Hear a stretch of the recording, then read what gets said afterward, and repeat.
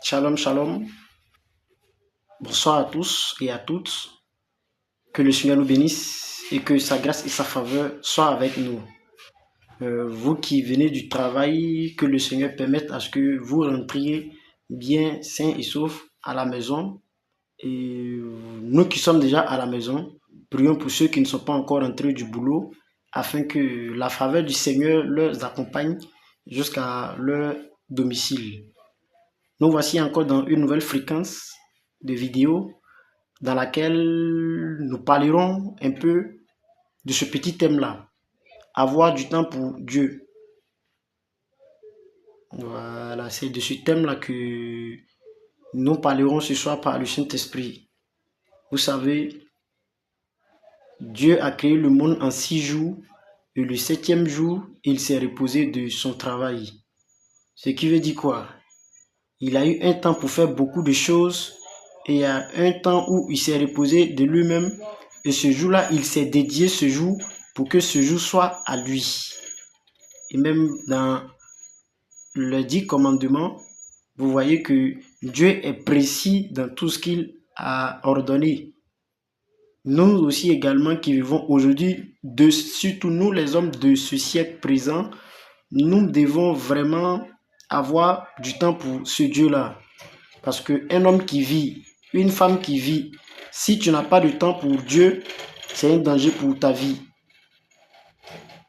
Tu veux bâtir ton foyer, tu veux bâtir ton entreprise, tu es un serviteur de Dieu. Si tu as moins de temps pour Dieu, c'est pas sûr à 100% que les choses seront comme tu le veux. Voyons un peu dans la Bible, quand Dieu laisse le jardin d'Éden à Adam et Ève, il leur donne des recommandations de manger tout ce qui est comme fruit dans le jardin d'Éden, mais sauf au fruit de la connaissance du bien et du mal. Et un jour, ils vont être tentés par le diable. Ils n'ont pas eu le temps de consulter Dieu. Ils n'ont pas eu le temps de demander à Dieu ce que Satan leur avait proposé de faire, qui était de les rendre orgueilleux, de vouloir devenir comme Dieu. Et ils vont se lancer malgré que Dieu avait dit de ne point manger. La parole ne nous dit pas s'ils avaient oublié ce que Dieu les a dit, mais en tout cas, ils ont mangé du fruit. Et quand ils ont mangé, voyez ce qui s'est entraîné. De leur position dans le jardin d'Éden, ils vont maintenant se retrouver hors du jardin d'Éden avec des sentences infligées à leur vie, sinon sur leur vie. Donc, vous voyez un peu ce qui s'est passé. Aujourd'hui, eux, ils ne sont plus.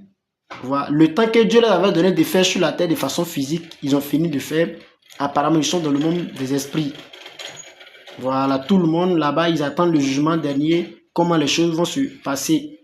Et nous qui vivons aujourd'hui, également, nous devons faire attention à beaucoup de choses que nous faisons. Si nous n'avons pas le temps pour Dieu, on ne réussira rien qui pourra élever le nom du Seigneur ou qui pourra glorifier le nom du Seigneur. Si nous n'avons pas le temps pour Dieu, on ne pourra pas connaître le Seigneur comme il se doit. Si on n'a pas le temps pour Dieu, on ne peut pas avoir la révélation de Dieu comme on le désire. Aujourd'hui, beaucoup d'entre nous, nous avons la soif de Dieu. Nous voulons que Dieu se révèle à nous véritablement. Nous voulons que Dieu fasse de grandes choses avec nous. Mais il est impossible que Dieu fasse ces grandes choses avec nous si nous n'avons pas le temps pour lui.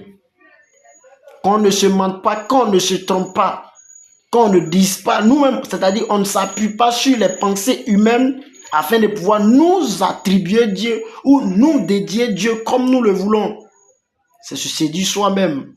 Un homme qui a plus le temps pour Dieu connaîtra Dieu plus que celui qui a peu de temps pour Dieu. Un homme qui a plus de temps de prier avec Dieu aura une certaine présence de Dieu que celui qui a moins de temps de demeurer avec Dieu dans la prière.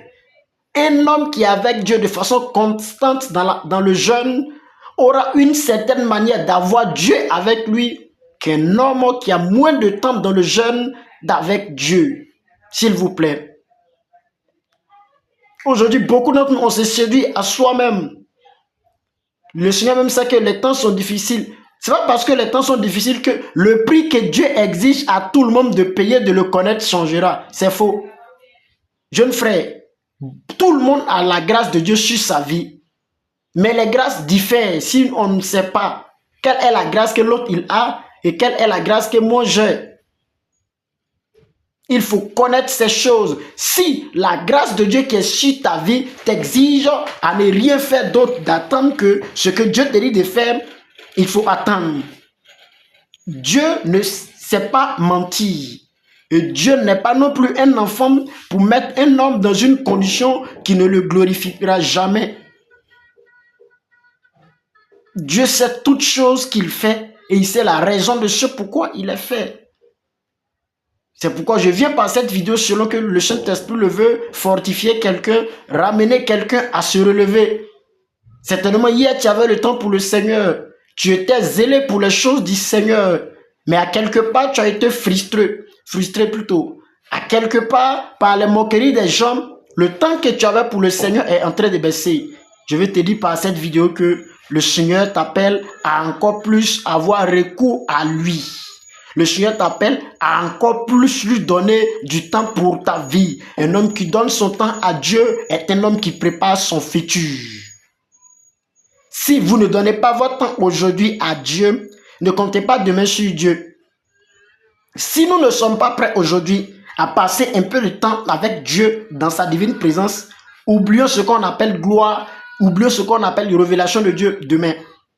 Si nous ne sommes pas prêts aujourd'hui à accepter de demeurer avec lui, toute personne qui a fait des exploits avec le Seigneur dans la Bible a donné son temps à Dieu lui-même. Il va dire à Élie, parle à Akab. Quand Élie parle à Akab, Élie, il dit à Élie maintenant, va auprès du torrent de Kérit, demeure là. Dieu avait réservé des corbeaux pour nourrir Élie. Et quand Élie a demeuré là, Élie quitte de là, il s'en va à Sarepta. Cela devient possible par la vie de Élie, qu'une femme qui lui reste juste un peu de farine, c'est-à-dire son grenier soit rempli, que l'huile déborde chez elle jusqu'à ce qu'il ne pleuve sur le sol de la Samarie. Donc vous voyez ce qui est arrivé à Élie. Parce qu'il a donné son temps à Dieu maintenant, Dieu se glorifiait en lui. Et aujourd'hui, il nous est devenu difficile de donner notre temps à Dieu. Prier est devenu tout un problème. Seigneur, merci parce que c'est bon. Non. Si toi-même tu étais Dieu comme te priais comme ça, tu n'allais pas agréer cela. Maintenant, pourquoi tu veux faire ça à Dieu et espérer en retour que Dieu te soit favorable? Non. La plus grande personne à respecter dans ce monde, c'est Jésus-Christ de Nazareth. La plus grande personne à qui il est important de plus donner son temps, c'est le Seigneur. Même dans le service, tu peux donner ton temps à Dieu. Il sait que tu dois travailler, il sait que tu dois manger. C'est lui qui t'a permis de travailler, c'est pourquoi tu travailles aujourd'hui. Ce que tu aimes, ne l'étonne pas, parce qu'il est le maître du temps. Mais le temps dont il est le maître, il voudrait te dire, dans ce temps dont il est le maître, ce qu'il t'a accordé sur la terre là. Toi, il faut en retour lui donner au minimum, c'est-à-dire une grande partie. Et lui maintenant, le temps que tu vas lui donner là, il va se saisir de ce temps-là pour se révéler à toi. Pour se manifester à toi. Pour se manifester dans ta vie. Tu le peux. Ce n'est pas parce qu'il faut aller au travail vite, il faut rentrer tard qui va t'empêcher. Tu le peux. Entre midi et 2, pendant que tout le monde s'en va manger, le temps de pause là, si c'est 1 heure, donne-lui 40 minutes et prends 20 minutes pour manger. Le soir, quand tu es rentré, si tu dormais pendant 8 heures de temps, dors 5 heures de temps, prends 3 heures de temps ou 2 heures de temps pour prier. Le matin, quand nous sommes réveillés, si on sait qu'on doit aller au travail à 7 heures, à 8 heures, lèvons-nous à certainement peut-être 5 heures ou 6 heures pour le prier un temps soit peu et puis aller. Beaucoup d'entre nous aujourd'hui, nous mourons parce qu'on n'a pas le temps pour Dieu. Et il ne peut en aucun cas aussi se révéler à nous si on ne le prie pas. Il dit quoi? Demandez, vous recevrez. Cherchez, vous trouverez. Frappez et l'on vous ouvrira. Mais si tu n'as pas le temps pour demander, pour frapper, pour chercher, comment veux-tu recevoir? C'est impossible, vous voyez. Donc c'est pourquoi le Seigneur veut qu'on lui accorde un temps dans la prière. On lui accorde un temps dans la méditation, dans la lecture de la Bible. afin qu'il ouvre notre esprit sur les réalités de la vie auxquelles nous sommes confrontés à chaque jour. Chaque jour qui arrive, c'est un défi. Mais quelle est la solution que Dieu a réservée à ce défi-là? Parce que si tu veux seulement que dormir, tu n'auras pas la solution au défi et ce défi va triompher de toi. Mais si tu ne veux pas seulement que dormir, mais aller auprès de celui qui a la solution à tout problème, il te révélera le secret de comment faire pour que cette situation ne triomphe pas de ta vie. L'église est faible aujourd'hui parce que l'église donne moins de temps à Dieu. Dans ces temps-ci, j'ai lu un peu l'histoire des hommes qui ont été hier dans le passé, des hommes comme George Miller, des gens comme Billy Graham, des gens comme Reinhard Bonnke, des gens comme Benson Idaoussa, mais des personnes qui ont des grands témoignages.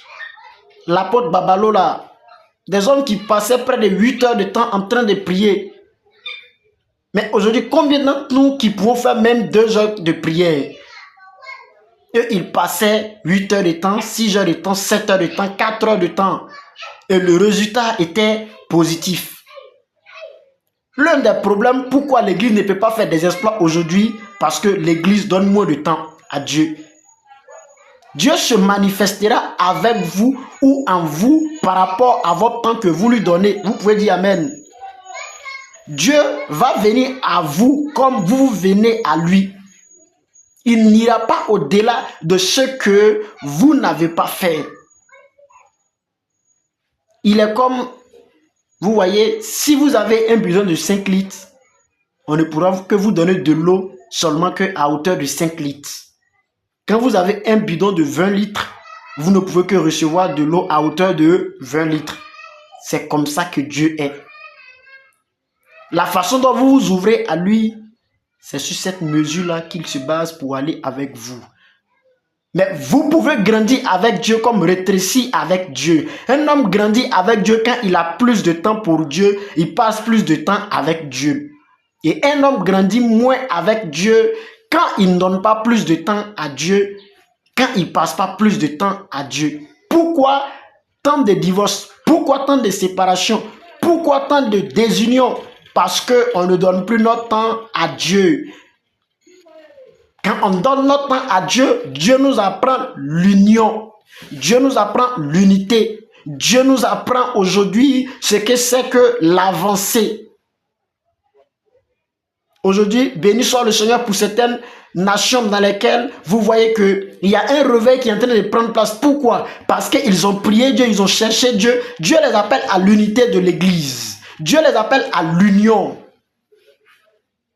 Et pour nous, l'un des problèmes de ce pourquoi nous ne voyons pas l'union, c'est parce qu'on donne un peu de temps à Dieu. Si nous donnons plus de temps à Dieu, vous allez voir que l'union viendra au milieu de nous. Parce que Dieu nous apprendra à nous supporter les uns les autres. Dieu nous enseignera le pardon. Dieu se révélera à nous parce que c'est que la tolérance. Chers frères et sœurs, il n'est pas impossible que nous actionnons à ce niveau de la marche chrétienne. 2026, le Seigneur t'appelle, ma soeur, à avoir un peu de temps pour lui.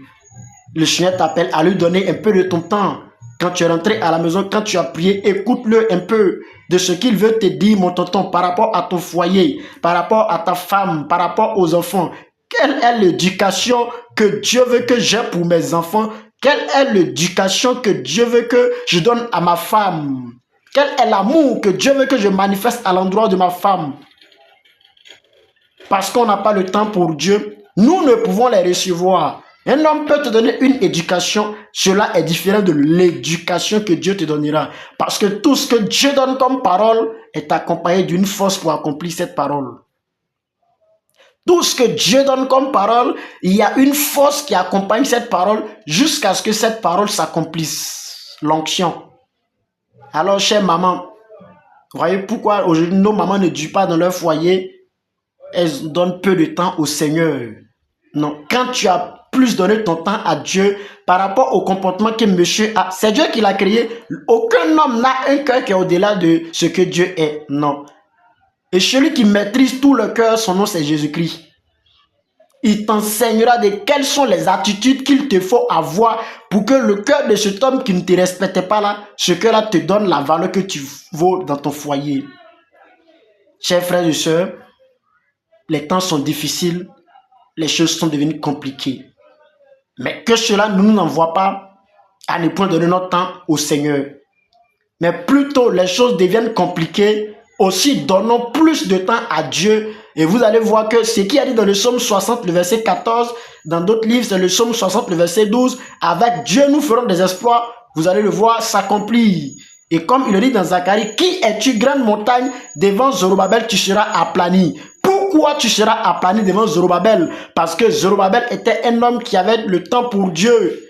Quand Dieu se révèle à vous, peu importe la maladie qu'on vous a dit, peu importe la situation, la gravité de la situation, il accompagne votre vie d'une solution pour triompher de cette situation.